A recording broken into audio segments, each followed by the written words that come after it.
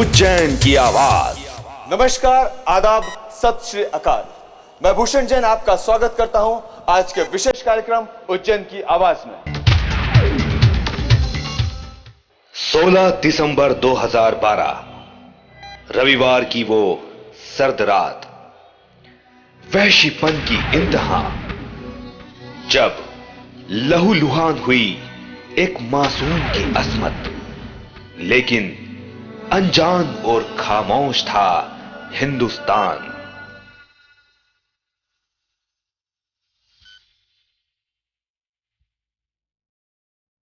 पर सुबह होते ही गूंज रही थी हर ओर से एक ही आवाज।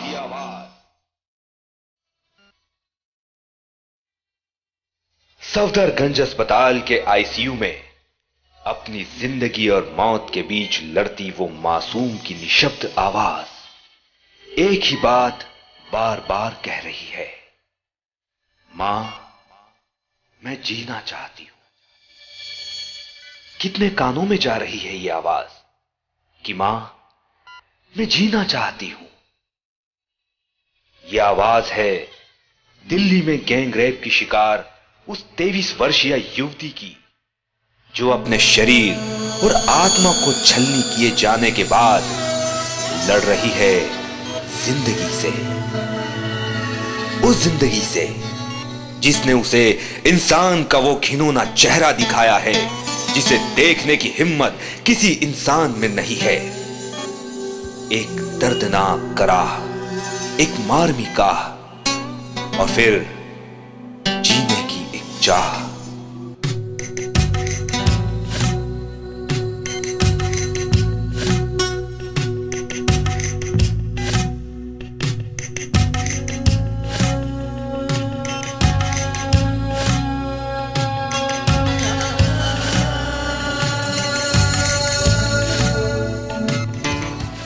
खुशी की बात यह है कि इतना झेलने के बाद भी वो टूटी नहीं, झुकी नहीं, रुकी नहीं। लड़ रही है वो अपने आप से, अपने दुखों से और अपने हर एक जख्म से। जहां देश के हर शहर में इंसानियत इंसाफ मांग रही थी इस वहशीपन के खिलाफ, वहीं इंसाफ की मांग को दबा रही थी दिल्ली पुलिस की लाठियां, आंसू गैस के गोले और पानी की बौछारें। और कहानी दोहराई जा रही थी अंग्रेजी नीति की। हिंदुस्तान को याद आ रहा था जलियांवाला बाग।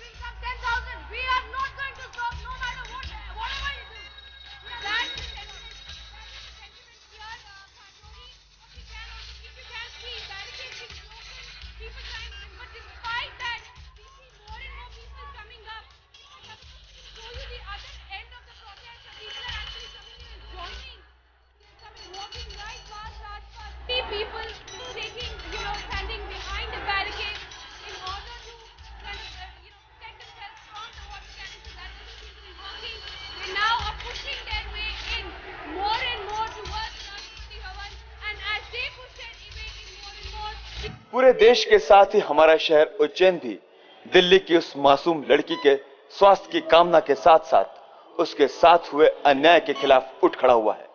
जगह जगह कैंडल मार्च हो रहे हैं, धरने दिए जा रहे हैं। हमारा देश और हमारा शहर दोनों ही उस लड़की के साथ हैं। देखते रहिए हमारा विशेष कार्यक्रम उज्जैन की आवाज।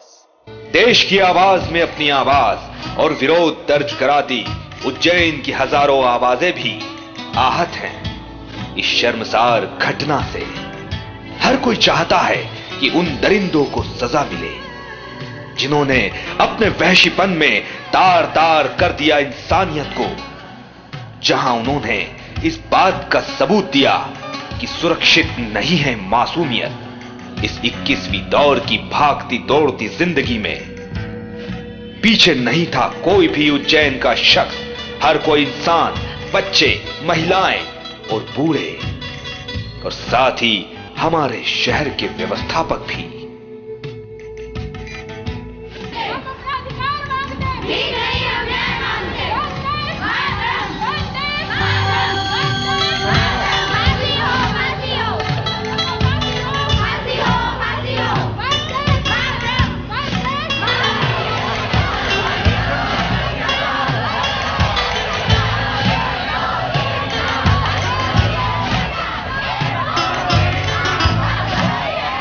जहां एक और दिल्ली में हुए गैंगरेप से पूरा देश इस समय आहत है, वहीं दूसरी ओर नया साल भी बाहें पसारे हमारा स्वागत करने के लिए तैयार खड़ा है। और नए साल के आगाज के साथ ही एक सवाल भी लोगों के जहन में उठ रहा है कि कहीं नए साल के धमाल में उस दिल्ली की मासूम लड़की की चीखें दब कर न रह जाए।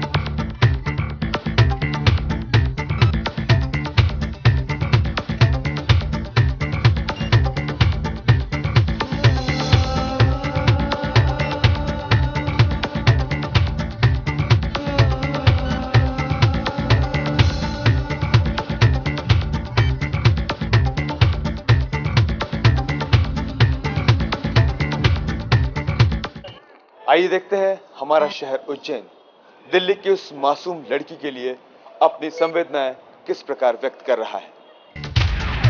उज्जैन की आवाज। मैं नंदिनी जोशी, शिप्रा स्लिमिंग सेंटर की डायरेक्टर। दिल्ली में जो बच्चे के साथ जो कांड हुआ है उसके ऊपर हम विषय में चर्चा करना चाहते हैं। सबसे पहले ये बात है कि उस बच्चे के साथ जो ये हुआ है, बदसलूकी हुई है, उसके लिए उन आरोपियों को बिल्कुल नहीं छोड़ा जाए।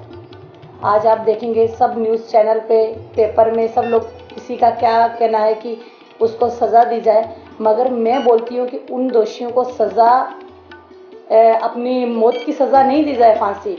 उनको ऐसा किया जाए कि उनके जो हाथ पाँव हैं वो काट दिए जाए और उनको मारने की बजाय वो तिल तिल के हर पल मरे। तो ऐसा करने से ऐसा उसके परिवार वालों को, देशवासियों को भी पता चलेगा कि शासन प्रशासन ने उसको ये सज़ा दी है। मृत्यु क्या है? मृत्यु तो एक, हम बोलते हैं एक मुक्ति है, मर जाएगा, फांसी दी जाएगी, कल ऐसा व्यक्ति और खड़ा हो जाएगा, मगर ऐसे दोषियों को फांसी नहीं देनी चाहिए। दूसरी बात यह है कि अब आप जानते हैं कि नया साल आने वाला है, 31 आने वाली है, तो मैं उज्जैन के शहरवासियों से ये निवेदन करती हूँ कि इसको मौज मस्ती के रूप में ना मनाया जाए। दूसरी बात यह है कि इस दिन लड़कियों को, सबको विशेष ध्यान देना पड़ेगा। अगर आप सोचते हैं कि आज के लड़के ही, युवा ही खराब हैं, मगर मेरा पर्सनली मानना है कि कुछ गलतियां लड़कियों की भी हैं। लड़कियों को भी आज के समय में अपने आप को बोल्ड बनना पड़ेगा। शासन प्रशासन क्या करेगा, घर परिवार वाले क्या करेंगे? लड़कियों को थोड़ा अपना पहनावा सुधारना पड़ेगा। और दूसरी बात, जब तक लड़की अंतर आत्मा से बिल्कुल स्ट्रांग नहीं है, तब तक उसका कोई भी साथ देने को तैयार नहीं है। और दूसरी बात यह है कि अब 31 दिसंबर के दिन मैं चाहती हूँ कि मौज मस्ती ना बनाई जाए, क्योंकि अभी पूरा देश इस हाहाकार से प्रभावित है। इस दिन मैं चाहती हूँ कि लोग थोड़ा टाइम निकाल के भगवान की आराधना करें, भगवान से ये प्रार्थना करें, महाकाल बाबा से, कि जो 2012 में हुआ है वो 2013 में ये घटना नहीं होनी चाहिए।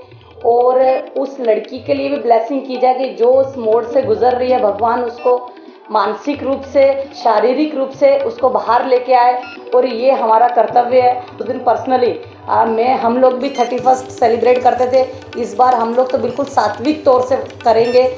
मेरी तो इच्छा है कि सुबह भस्म आरती में जाया जाए और महाकाल से प्रार्थना की जाए पूरे शहर के लिए, पूरे देश के लिए, कि ये जो 2013 आने वाला है सबके लिए मंगलमय हो और महिलाओं के लिए सुरक्षित हो। और भगवान सबकी सम्मति, जो भी आज के युवा पीढ़ी, आप बोलो कि महिलाएं हों, लड़कियां हों, कि पुरुष हों कि लड़के हों, सबको सम्मति दे और ये अपना भारतवर्ष फिर पिछली तरह जो एकदम सुरक्षित था वैसे ही उजागर हो। धन्यवाद।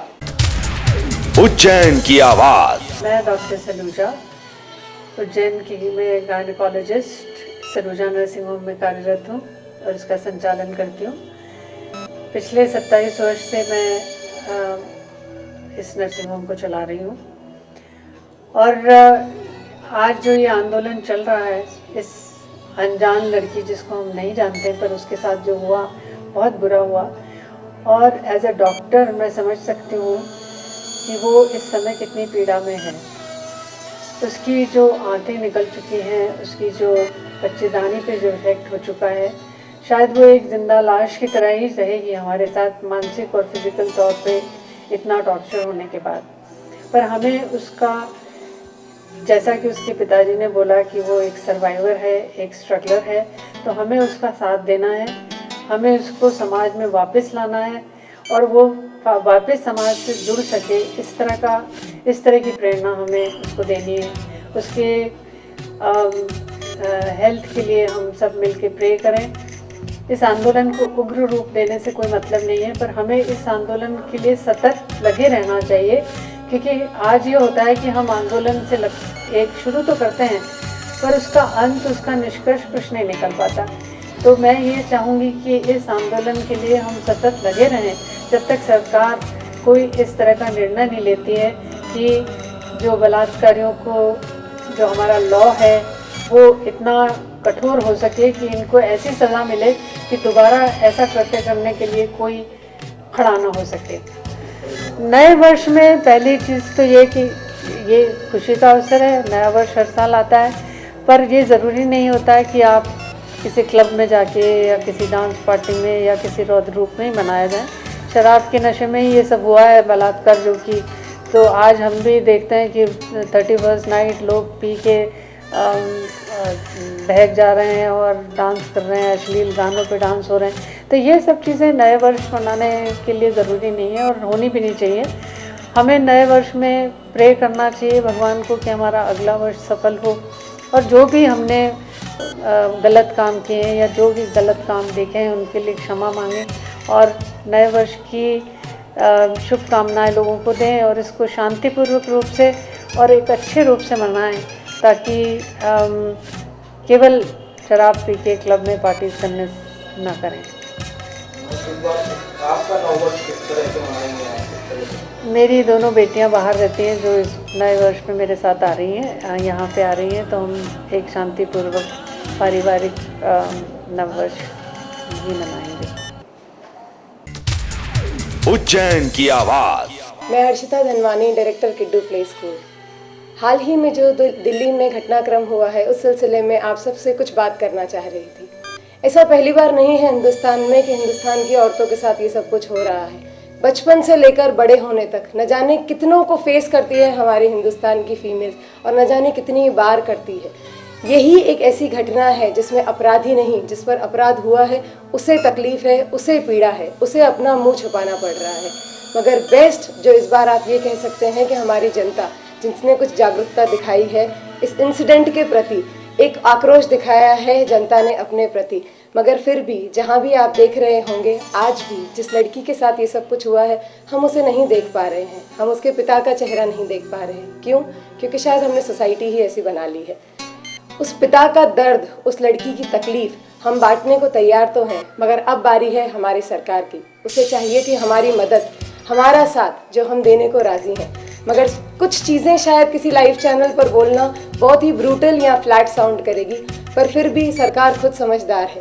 ऐसे कुछ नियम बनाए, ऐसे कुछ कानून बनाए जिसमें जिस तरह वो लड़की को पीड़ा है, जो वो जिंदगी भर शायद कभी नहीं भूल पाएगी, उस आदमी को भी नहीं भूलना चाहिए। उसे इतनी पीड़ा हो, जीते जी ऐसी पीड़ा हो कि उसके प्रति हमें डर नहीं, हमें उससे नफरत नहीं, हमें उस पर दया आनी चाहिए। ये बहुत अच्छा है कि हम जागरूक हो रहे हैं, मगर शायद ही कुछ दिनों में अगर सरकार कुछ ना कर पाए या कर ले, ये जागरूकता शायद ख़त्म हो जाएगी। क्यों? क्योंकि हमारा 31 सामने आ रहा है। हमारे लिए शायद वो लड़की, शायद ये कानून, शायद ये इंसिडेंट्स कुछ पीछे रह जाएंगे। क्यों? क्योंकि हमारा न्यू ईयर सेलिब्रेशन सामने आ रहा है। क्या करेगा ये नया साल हमारे लिए? यही कोशिश हमें आज करनी है ताकि हम कल अपना बेहतर बनाएं। साल खत्म हो रहा है, जिंदगी खत्म नहीं हो रही। Let it be the beginning for our own new life. एक नई शुरुआत करें। आइए इस 31st ईव पर भी जो हमारे मन में जागरूकता आई है उसे खत्म न होने दें, अपने आप को और जागरूक करें। इस 31st ईव पर बहक न जाएं, अपने मन में जो ख्याल आया है उसे पक्का कर कर चलें। अपने परिवार के सदस्यों के साथ मिलजुल कर एक छोटा सा गैदरिंग जरूर करें, मगर अपने घर पे ही करें। उस जागरूकता को मन में बरकरार रखें। उज्जैन की आवाज। दिल्ली में जो विभत्स घटना घटी है उसके लिए पूरे देश में बहुत रोष है और ऐसी निंदनीय घटना आज तक के इतिहास में शायद नहीं घटी है। और इस घटना के तहत पूरे देश में जनमानस उमड़ पड़ा है और जो युवा वर्ग मुख्यतया इस प्रदर्शन में आया है, वास्तव में ये बहुत ऐतिहासिक काम है। अब चूंकि उस लड़की को न्याय मिले और आगे भविष्य में किसी के साथ ऐसा हादसा न हो, इसलिए क्योंकि कोई भी आंदोलन किसी अन्य कार्यक्रमों के कारण उमड़ते तो हैं पर पस्त हो जाते हैं। अभी तक उस लड़की के न्याय के लिए न संविधान में कोई संशोधन हुआ है। अपने स्वार्थ के लिए राजनेता संविधान में कई संशोधन कर देते हैं, परंतु एक आम नागरिक की आज मांग है कि उसके लिए संविधान में संशोधन किया जाए और दुष्कर्मियों को कड़ी से कड़ी सजा दी जाए।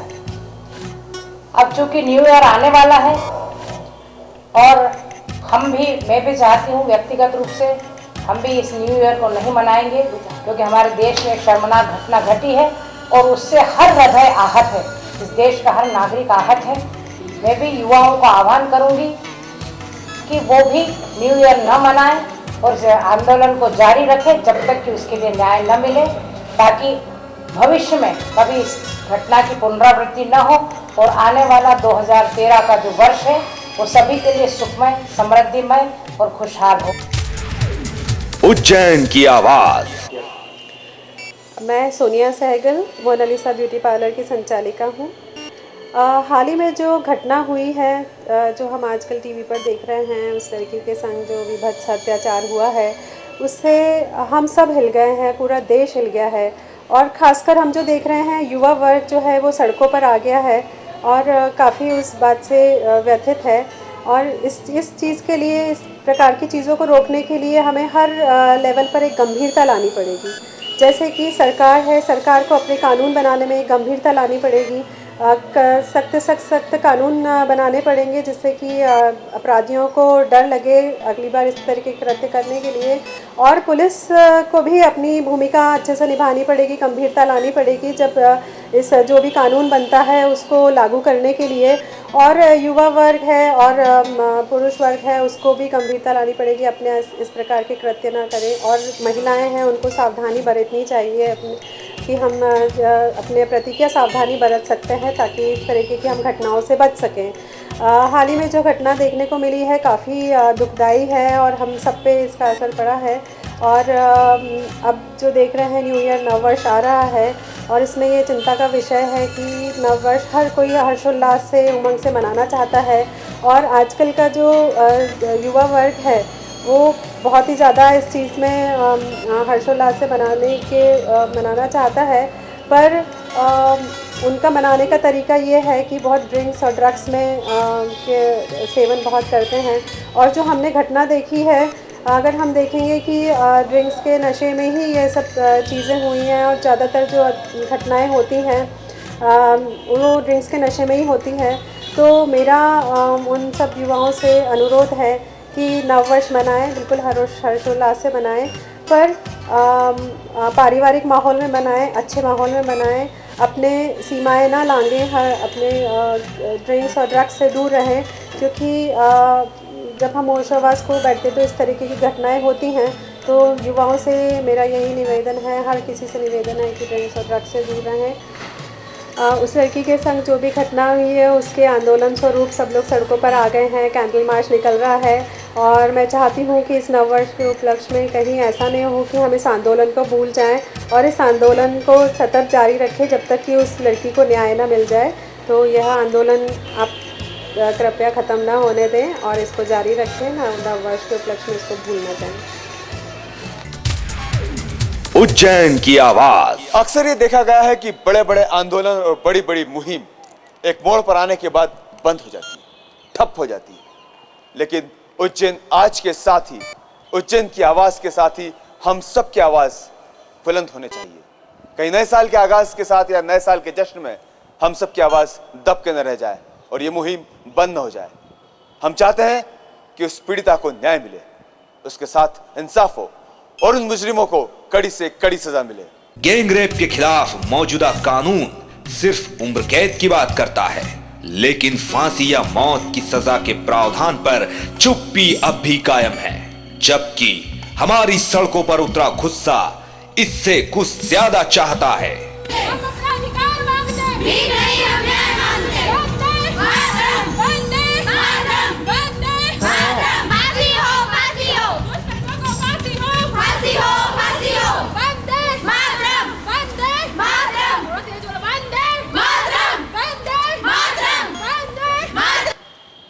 आपको हमारा ये कार्यक्रम कैसा लगा?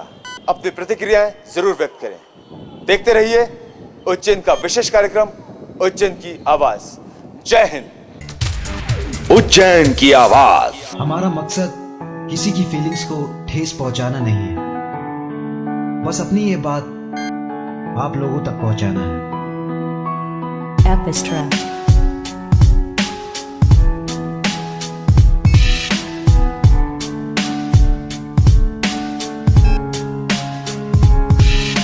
कहानी ना ही प्यार की है ना छूटे यार की है, ये कहानी तो दुनिया के अत्याचार की है।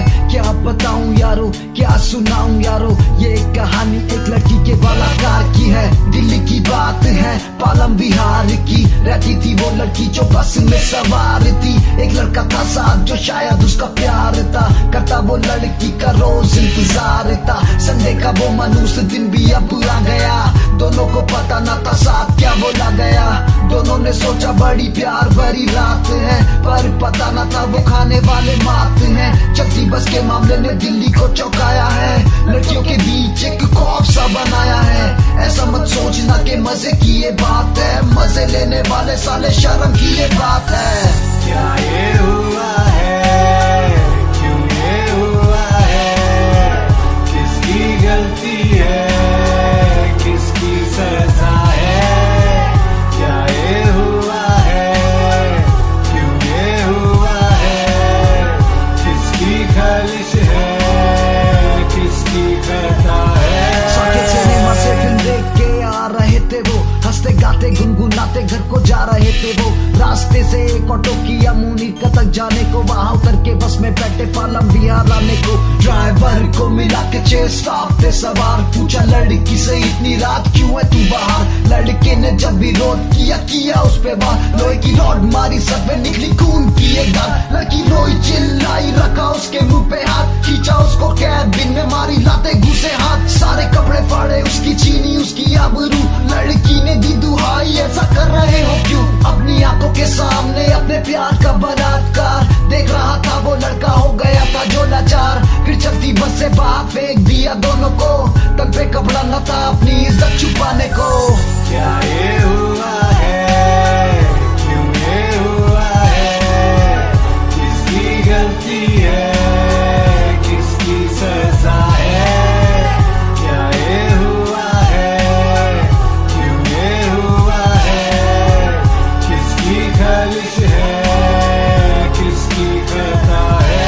अब लड़की हॉस्पिटल में अपनी सांस से गिन रही है, लड़का जिंदा है पर उसकी जिंदगी बदल गई है। ये जो हुआ इसका जवाब कौन किसको देगा, क्या ये वैसी खेल दुनिया में यूं ही चलता रहेगा। कहना है मेरा उन सालों को फांसी लगा दो, इससे भी बात ना बने तो फिर जिंदा ही जला दो।